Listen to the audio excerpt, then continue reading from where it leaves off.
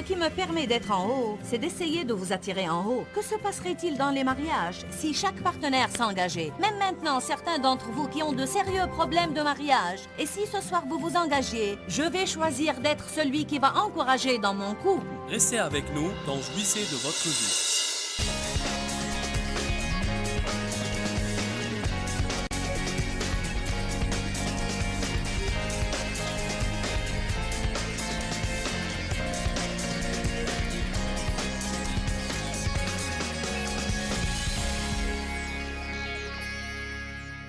Nous sommes transformés de gloire en gloire en gloire. Allez maintenant. Parfois, il faut juste laisser tomber certaines choses. Que se serait-il passé si Samson s'était détourné de Dalila? Que se serait-il passé si David s'était détourné de cette femme? S'il ne s'était pas trouvé sur ce toit?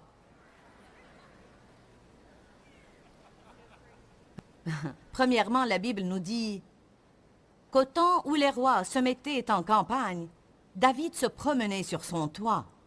Donc, il ne se trouvait pas à l'endroit où il devait être.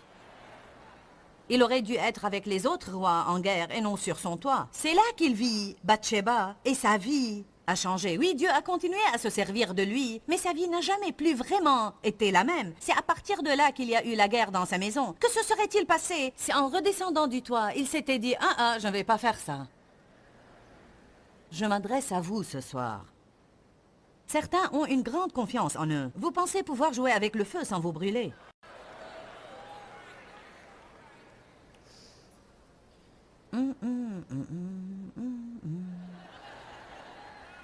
Les émotions doivent être restaurées et remises à leur place, et je vais le répéter, sur le siège arrière, lors de prise de décision. Il faut que notre âme soit restaurée. Prenons Matthieu 26, 39. Parlons de la volonté des hommes pour quelques minutes.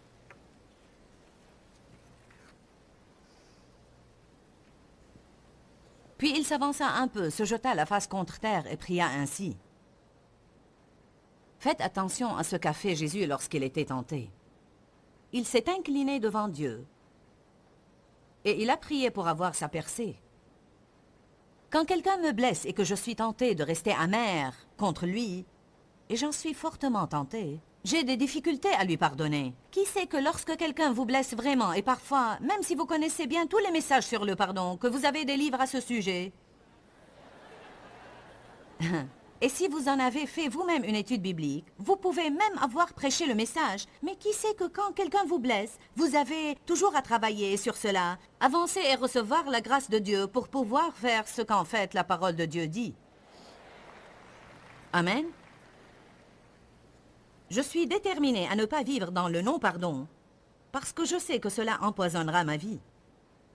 Haïr quelqu'un, c'est comme prendre du poison, espérant la mort de son ennemi. Ce qui est plutôt stupide. Je ne vais pas passer ma vie à haïr quelqu'un qui continue sa vie comme si de rien n'était. Et quand on arrive à un haut niveau d'amertume, de ressentiment et de non-pardon, notre tête est impliquée, nos émotions sont impliquées et notre volonté aussi. Nous allons voir attentivement ce qu'a fait Jésus quand il a été tenté de se soustraire à la volonté de Dieu, de ne pas faire la volonté de Dieu. Vous pensez que Jésus n'a pas eu la tentation d'éviter la croix? Aussi, il l'a eu. Le verset 39 dit « Puis il s'avança un peu, se jeta la face contre terre et pria ainsi. Mon Père, s'il est possible, que cette coupe s'éloigne de moi. Toutefois, non pas comme je veux, pas ce que je désire, mais comme tu veux, toi. » Oh, si seulement on priait ainsi, « Seigneur, que ta volonté soit faite, pas la mienne. » Je ne veux pas ça, Seigneur. Je ne veux pas faire ça, mais je le ferai. Si tu me dis que je dois le faire. Je ne veux plus rien avoir à faire avec cette personne. Mais je ne l'exclurai pas de ma vie comme cela si tu me dis que tu veux encore m'utiliser dans sa vie. Vous voyez, je crois que parfois, Dieu veut se servir de nous pour entraîner quelqu'un plus haut, parce qu'il est là où nous en étions avant, et que quelqu'un était resté avec nous pour nous entraîner plus haut. Parfois, même maintenant, quand je suis tentée de renvoyer un employé, et ça peut être un employé ou quelqu'un d'autre, même mon fils aîné, nous avions des problèmes de relation. Tout d'abord, nous nous ressemblons tellement que c'est un problème. C'est tout simplement que nous ne nous entendions pas. Parfois, on peut aimer quelqu'un sans forcément l'apprécier plus que ça. Ce n'est pas facile que vos enfants travaillent pour vous, car dans ce cas, il faut régler les pressions du travail et de la maison. Et s'il faut reprendre ses enfants à la maison, ça me rappelle ce qu'a dit mon fils. Je ne peux pas avoir un problème avec mon boss et trouver le réconfort à la maison. Amen. Donc, il faut faire avec tout ça. On a dû passer par des tas de choses avec notre fils aîné et... On l'a même menacé d'être renvoyé du travail. Et un jour, alors que j'allais au travail, je me disais « Je ne peux plus supporter cela, Seigneur, c'est fini !» Il n'aura qu'à aller se trouver du travail ailleurs. Êtes-vous passé par ce genre de choses? Et je ceci, et je cela, et je... Je m'en rappelle très clairement. Je veux dire, j'ai entendu la voix de Dieu si clairement. Joyce, n'abandonne pas David. C'est son nom. Et maintenant, car nous n'avons pas abandonné, il est arrivé à prendre sa place dans le ministère. Dieu l'utilise. Il est à la tête de nos missions internationales et une vraie bénédiction. Et puis, nous sommes devenus de bons amis et il m'appelle peut-être au moins une fois par semaine juste pour me dire que je suis une maman merveilleuse et qu'il m'aime.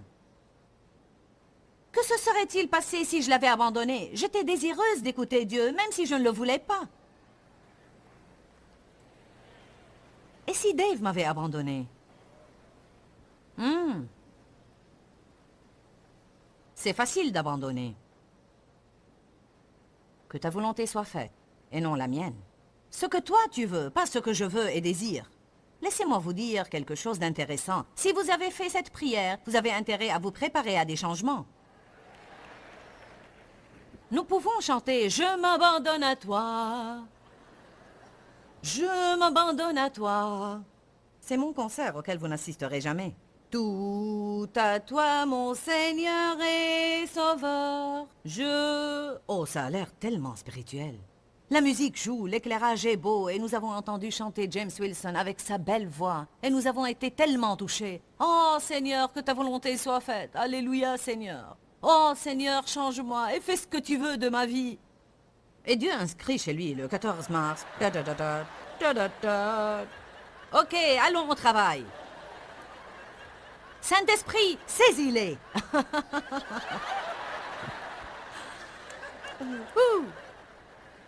Tu les as entendus. Et voilà que le jour suivant, Dieu vous demande de faire une chose que vous ne voulez pas faire ou vous demande d'abandonner une petite chose. Disons d'augmenter votre offrande jusqu'à 10 $ au lieu de 5 et c'est comme si... Ah! Mais qu'est-ce qu'il m'arrive? Oh mon Dieu! Eh bien, je réponds à ta prière. Tu m'as demandé de te changer.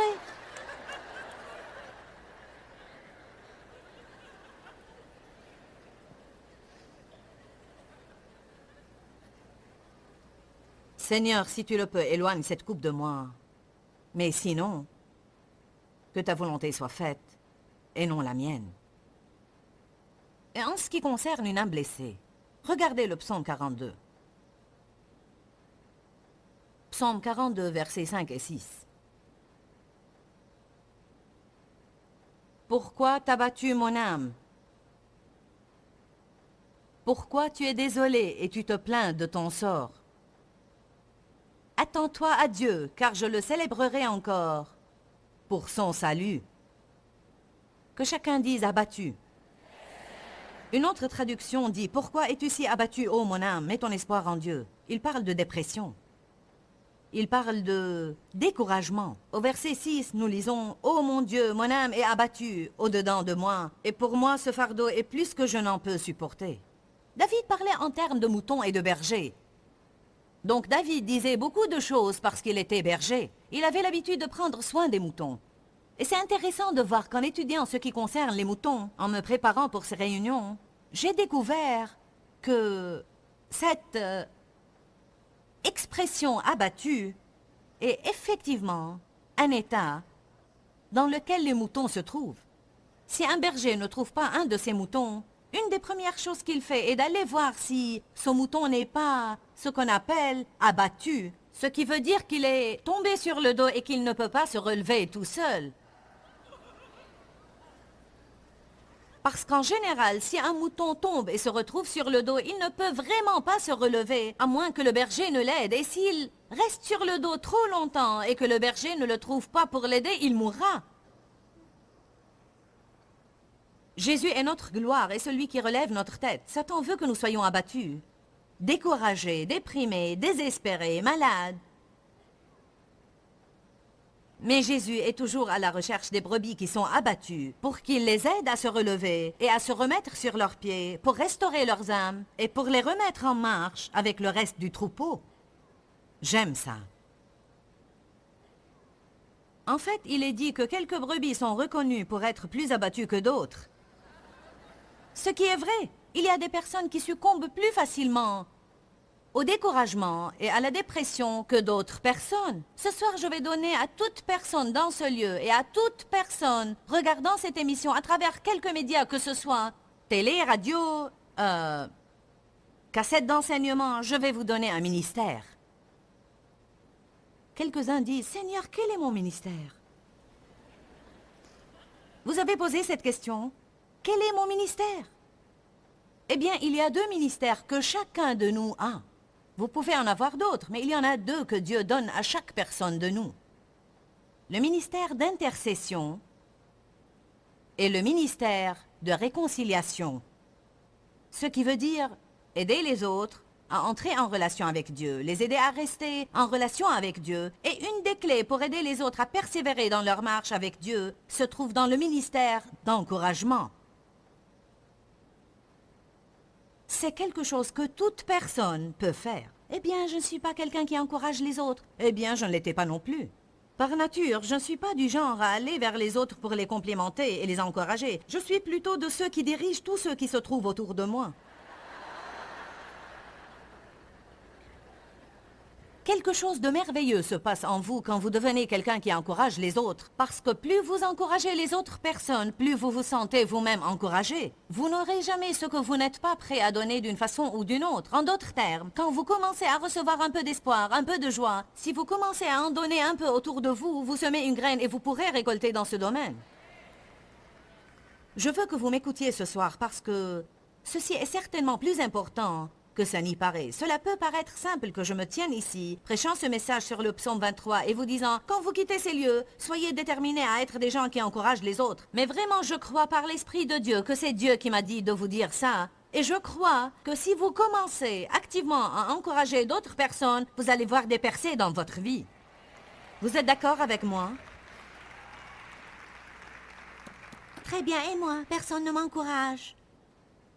Peut-être que personne ne vous encourage car vous ne semez rien. Amen.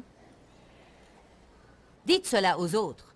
Tu es une bénédiction et quelqu'un d'important dans le corps de Christ. Je t'aime et je t'apprécie. Écoutez bien, ces quelques mots peuvent indubitablement faire des miracles dans la vie des autres. Je vous conseille de dire aux autres qu'ils ont l'air chic et de les remercier. Procurez-vous toute une série de cartes de remerciement et utilisez-les au moins une fois par semaine. Envoyez à quelqu'un une carte pour lui dire que vous l'appréciez. Téléphonez à quelqu'un et demandez-lui comment il va. Écoutez ce que je vais vous dire. Écoutez-moi bien, vous tous qui aimeriez devenir prédicateurs. Vous qui aimeriez l'être. Et c'est aussi à moi que je le dis, car des gens comme moi sont bien pires pour ça que n'importe qui d'autre. Ce n'est pas forcément par un sermon ou un verset que l'on encourage quelqu'un. Bonjour. Bon, comment j'encourage quelqu'un sans la parole? Vous l'encouragez en étant la parole pour lui, en vivant la parole devant lui. En d'autres termes, vous l'aimez, vous lui dites « Je comprends ce que tu es en train de traverser. J'ai de la compassion pour toi dans ta situation. Je sais que c'est dur. Il n'y a rien qui m'énerve plus que quand quelqu'un vient me prêcher en face mon propre message quand je suis en train de vivre un moment difficile. »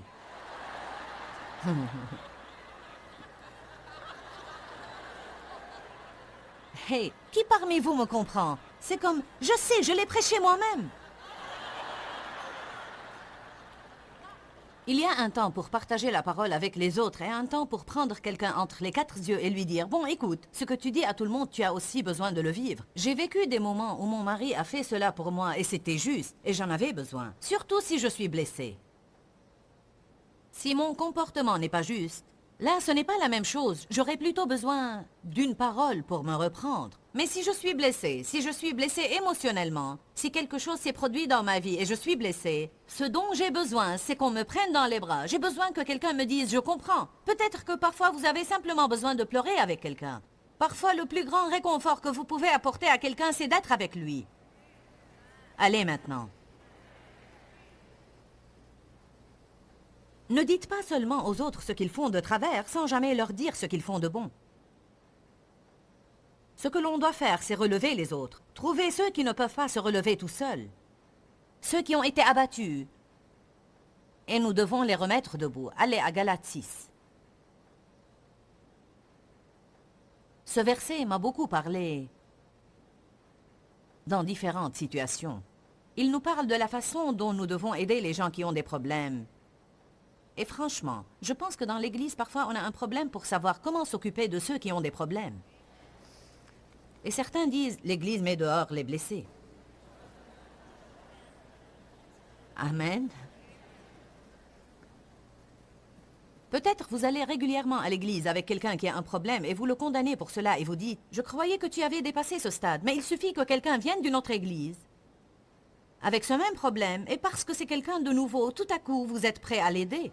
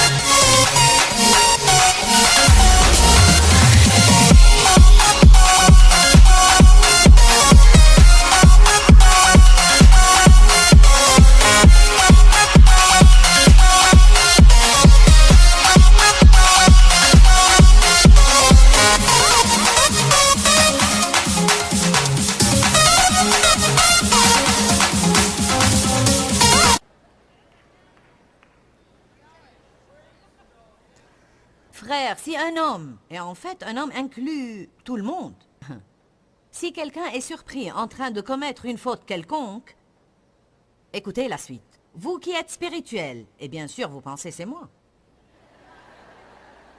Vous qui êtes sensible et contrôlé par l'esprit, vous devrez faire les 3 choses suivantes. Remettre la personne debout, et nous aimons tous faire cela. La restaurer et la remettre dans le circuit. Je peux vous montrer d'autres versets qui disent que dans notre affection, rien ne doit changer envers une personne qui a chuté, même si elle a... Paul a parlé à quelques personnes d'un homme qui avait commis un inceste dans l'église. Ça veut dire qu'il avait eu des relations sexuelles avec un des membres de sa famille, et c'était un homme chrétien qui appartenait à l'église de Corinthe. Donc il l'avait mis en quarantaine, il l'avait exclu de la communion et il l'avait confronté à son péché. Il s'est manifestement repenti, il était désolé. Et Paul a dit, « Ok, maintenant vous... l'avez exclu de vos cœurs suffisamment longtemps. Je voudrais que vous le réintégriez et que vous le rétablissiez. J'aimerais qu'il fasse de nouveau partie du groupe et j'aimerais que vous lui redonniez la place qu'il avait. »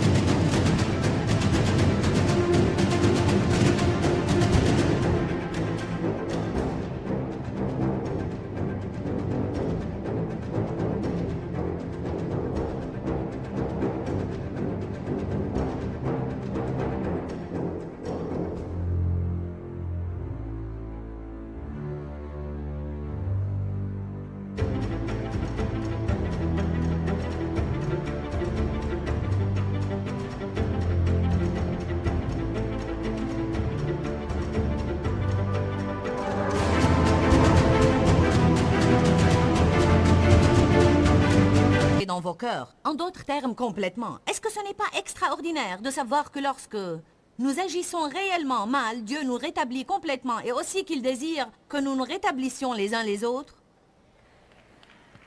Vous n'êtes pas sûr de votre attitude par rapport à cela. Certains ont des doutes quant à ce que je viens de dire. J'ai dit s'il se repent. Nous ne parlons pas de quelqu'un qui ferait exprès de se comporter mal.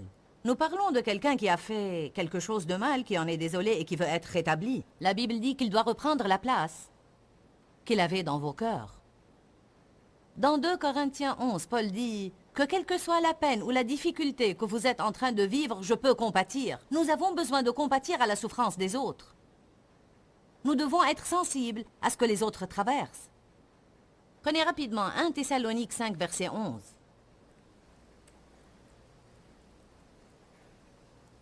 Encourager, édifier, exhorter. Le mot exhorter signifie aider les autres à atteindre le niveau supérieur, les aider à être tout ce qu'ils peuvent être.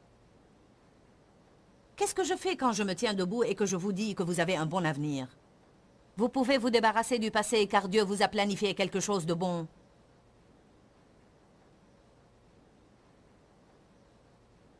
Thessaloniciens 5:11. Ainsi donc, encouragez-vous, exhortez-vous les uns les autres et fortifiez-vous et édifiez-vous les uns les autres comme vous le faites déjà. Il restaure notre âme. Il veut travailler dans nos vies. Une partie de cette restauration de notre âme se passe quand nous nous tournons vers les autres. Ce qui me permet de ne pas être abattu tout le temps, c'est de m'assurer que vous ne l'êtes pas. Ce qui me permet d'être en haut, c'est d'essayer de vous attirer en haut. Que se passerait-il dans les mariages si chaque partenaire s'engageait? Même maintenant, certains d'entre vous qui ont de sérieux problèmes de mariage, et si ce soir vous vous engagiez, je vais choisir d'être celui qui va encourager dans mon couple. Je vais rentrer à la maison et je vais commencer à édifier, et je vais commencer à exhorter, et je vais construire, et je ne vais pas m'inquiéter de ce que je vais recevoir en retour. Je vais m'investir autant que je peux dans cette relation, et comme ça, votre mariage sera guéri. Vous n'allez pas finir par divorcer, et vous serez plus heureux, car vous saurez comment vous comporter. Pourquoi nous sommes insatisfaits? Parce que nous sommes égoïstes et centrés sur nous-mêmes, et nous voulons savoir pourquoi les autres ne font rien pour nous, alors que c'est à nous de dire, dans cette situation, c'est moi qui vais prendre le rôle de leader, et à partir de maintenant, je ne vais pas être critique. Cela ne veut pas dire que je ne vais jamais vous dire ce que j'attends de vous, ou ce que j'aimerais voir changer, mais cela signifie que ce n'est pas tout ce que je vais faire. Où est-ce que vous en êtes? Gloire à Dieu. Votre mariage pourrait changer si vous rentriez à la maison avec l'intention d'être un exhortateur acharné. Pourquoi est-ce que ce sont ceux que nous devons aimer le plus qui en réalité nous frustrent le plus? Rentrez à la maison et commencez à dire « Je t'aime, merci. Tu es une bénédiction dans ma vie. Voilà ce que j'aime chez toi, c'est ceci, c'est cela. » De petites choses. Je porte ces chaussures en plastique ou je ne sais quoi. J'imagine que c'est mieux que du plastique. Comment on les appelle? Acrylique, oui, voilà, c'est mieux, acrylique. C'est celles que je porte le plus parce qu'elles ne me font pas mal aux pieds. Mais celle-ci, c'est une paire toute neuve. Et je l'ai mise ce soir. J'ai eu une opération aux orteils en décembre. On m'a enlevé des corps et je suis encore en convalescence. Donc je les ai mises. Ce soir, elles me font mal aux pieds. Et ce n'est rien. Mais si vous leur donnez un coup de sèche-cheveux et vous les réchauffez avant de les enfiler, elles s'étirent et se font à vos pieds. Je vous assure, elles sont géniales. Ce sont de bons conseils que je vous donne. Alors, à peu près 90% de mes chaussures ont de l'acrylique sur elles quelque part parce que je marche sans arrêt. Ça m'est vraiment d'une grande aide. Enfin, mon mari a dit, car elles me faisaient tellement mal que je n'allais pas pouvoir les mettre. Il a dit donc, donne-les-moi, je vais te les faire chauffer. Il s'est donc assis avec son costume. Il a pris le sèche-cheveux et l'a passé sur mes chaussures pour les chauffer et puis me les a rendues et puis elles se sont faites à mes pieds. Est-ce que ce n'était pas gentil à Dave de faire ça?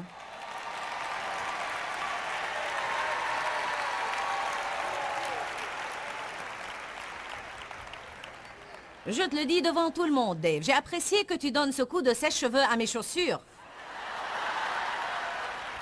Pour moi, c'était beaucoup. Et ça nous a liés de façon plus forte encore.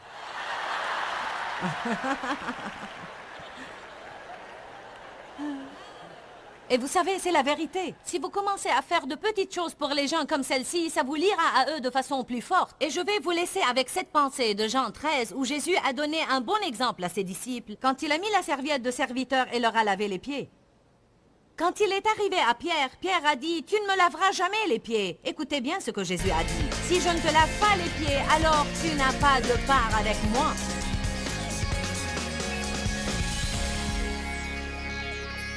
Nous étions en train de parler de comment le Seigneur, notre berger, restaurera notre âme.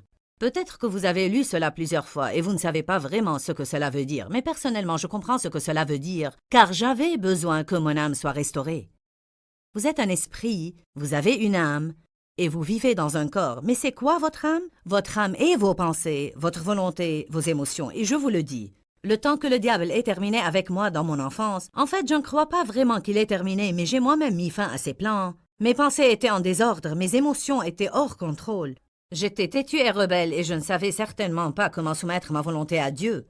Je peux vous dire maintenant et certifier que le Seigneur a restauré mon âme. Si vous êtes malade dans votre corps, vous prenez du médicament.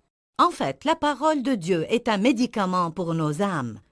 Si vous avez des problèmes dans votre intérieur, vos émotions ont besoin d'être touchées par Dieu, vos pensées ont besoin d'être touchées, votre volonté a besoin d'être touchée par Dieu, peut-être vous êtes têtu et rebelle. Laissez la parole de Dieu pénétrer en votre fort intérieur et vous guérir. N'oubliez pas que nous vous aimons. Que Dieu vous bénisse et demeurez dans la parole. Dis-leur que je les aime. Dans ce livret, Joyce Meyer donne une révélation de l'amour de Dieu pour nous. Pour obtenir ce livret gratuitement, écrivez-nous à Joyce Meyer, boîte postale 40095-6300, Larnaca, Chypre. Ou bien visitez notre site web www.joycemeyer.org/fr.